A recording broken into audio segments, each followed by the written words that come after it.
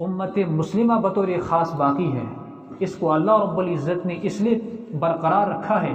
تاکہ یہ دوسرے انسانوں کے لیے ایک نمونہ بن کے دکھائیں، اور اسی پیغمبر کے نقش قدم پر چل کر یہ نمونہ بن کے دکھلائیں کہ اگر تمہیں عبادت کرنی ہے،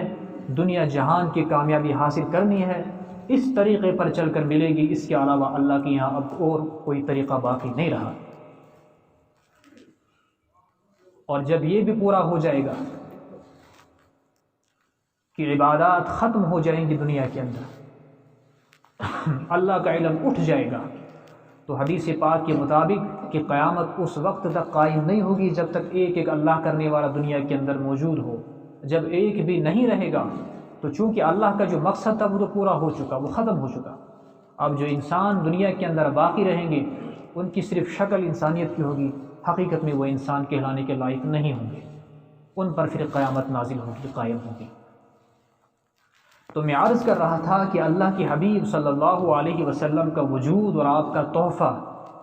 بطور خاص امت مسلمہ کے لیے اور عام پوری انسانیت کے لیے ایک بہت بڑا تحفہ ہے۔ ایک روایت کے اندر آپ صلی اللہ علیہ وسلم نے فرمایا، یا ایھا الناس انما انا رحمت مہدات، اے لوگو سنو، میں اللہ کی طرف سے ایک رحمت ہوں اور اللہ کی طرف سے ایک ہدیہ ہوں انسانوں کے لیے۔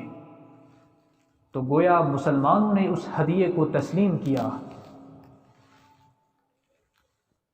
اور اس ہدیے کا جو اکرام کرنا چاہیے تھا،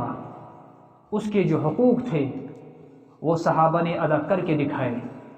جن کے بیچ میں اللہ نے اس پیغمبر صلی اللہ علیہ وسلم کو مبعوث فرمایا۔